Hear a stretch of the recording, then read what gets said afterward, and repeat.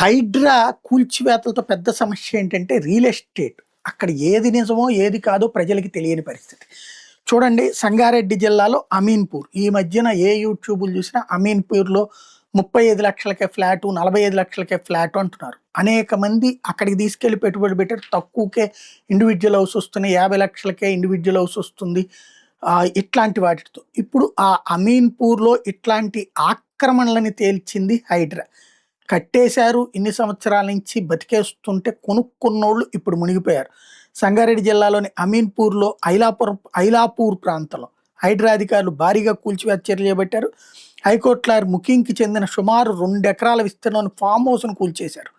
భారీ పోలీస్ బందోబస్తు, అక్రమ నిర్మాణాలు తొలగించారు. మొత్తం 1264 ఎకరాల భూమి కబ్జాకు గురైందని హైడ్రా చెబుతోంది. ఇదే సమయంలో ఐలాపూర్ స్థానిక ప్రజలేమో సేవ్ ఐలాపూర్ ప్లకార్డులతో హైడ్రాకి మద్దతు తెలపడం అన్నటువంటిది ఇక్కడ కీలకమైనటువంటి అంశం.